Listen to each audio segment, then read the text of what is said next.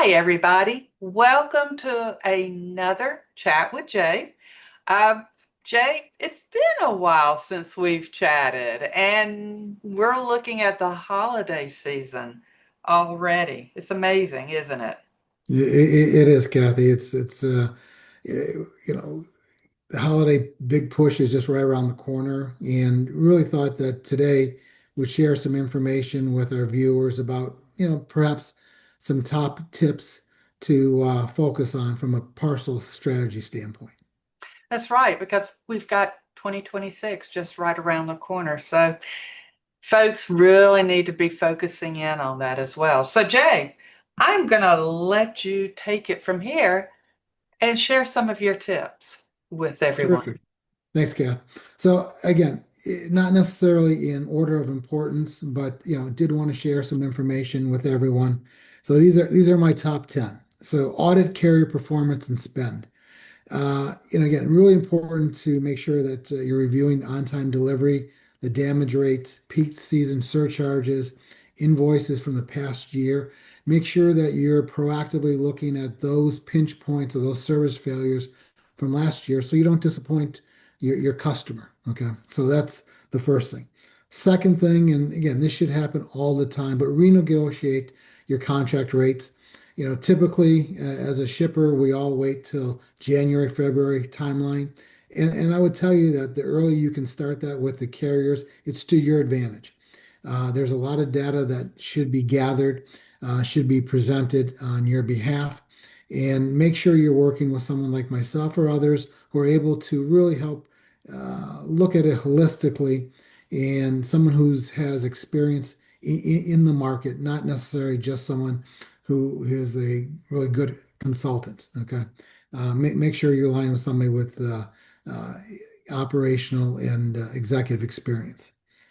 Third, again, we've talked about this before, but diversify your carrier mix. Make sure that you're not single sourced and, unless there's really a compelling financial reason for it, and sometimes there is. Sometimes the reality is that you're able to negotiate with your partners enough of a savings that you're going into it with eyes wide open.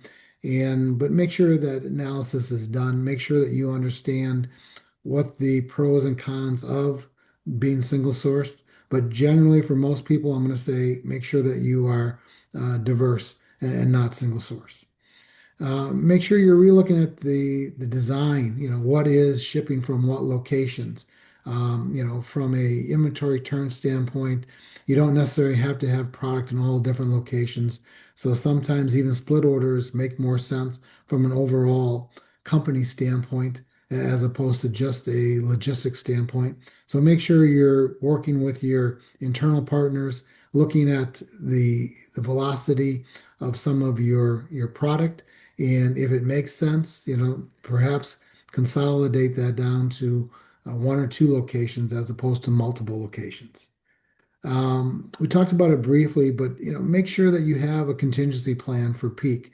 The weather has been challenging. Certain areas of the country are already seeing it, and it is causing some delays already.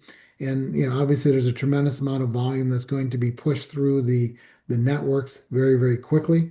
So make sure that you have some contingency plans in place. Don't wait till it's too late.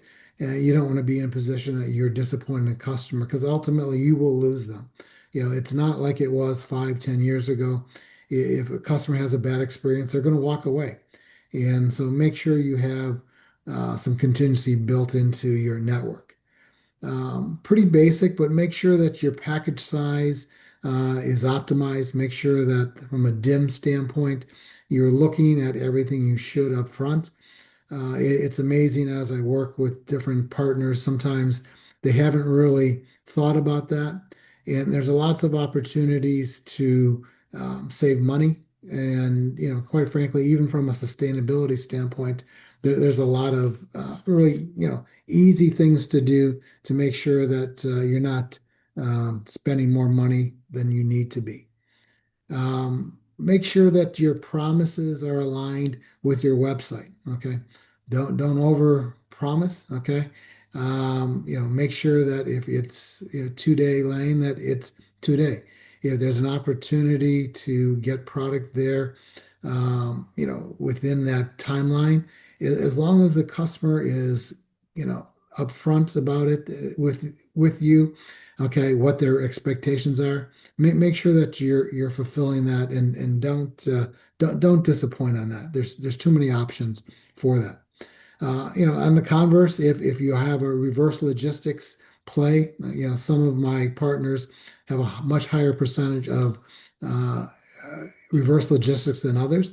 So there should be a separate parcel plan for that. There should be a specific customer service plan as it relates to reverse logistics. Again, it's a huge part of what we do. And from a customer standpoint, don't disappoint with that. Next would be leverage parcel technology and analytics.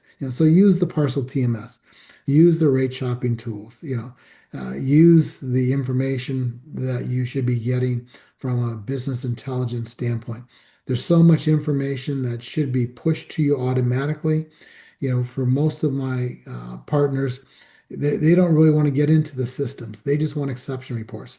So make sure you're working with a company that is able to provide you the exception reporting and just those alerts that you need, as opposed to perhaps more of the detail that your staff may need to get into day in, day out. Keep an eye on, regulatory and surcharges.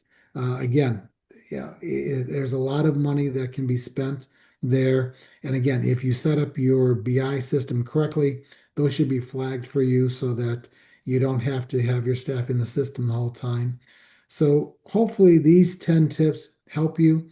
Again, these are not rocket science suggestions, but it's also good to think about some of the basics, making sure that you are ready, making sure that you can be proactive, and ultimately providing the best service at the lowest cost for your customers and your company. Again, you need to make sure that you are being fiscally responsible. And so we're still seeing some really great opportunities. So please reach out. A lot of different ways to reach out to me. LinkedIn is one option. Every 2 weeks, we send out parcel notes. So hopefully you're able to review something that's pertinent in the industry. And then every other week, we send out a broader email regarding overall supply chain. So, please reach out. Please enjoy the holidays with family and friends. And, looking forward to a robust 2026. And what else did I miss, Kathy? Your email address. Yeah, okay. Yeah. Terrific. Thank you.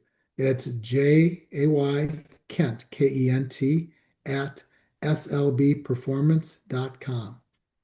Awesome. So Or they also could reach out to you through LinkedIn too. Yeah, absolutely. pretty Absolutely. easy because you're quick to respond. Yes. And there's many people who also have my cell number. Hmm. Happy to talk at any point.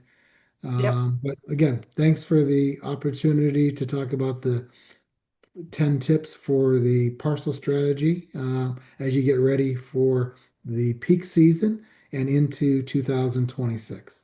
Awesome.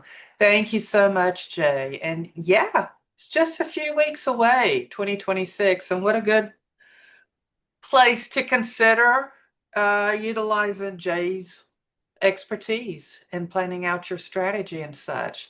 So, with that, happy holidays, everyone, and we'll see you again in January. Sounds good. Thanks, Kathy. Thanks, Thank you. everyone.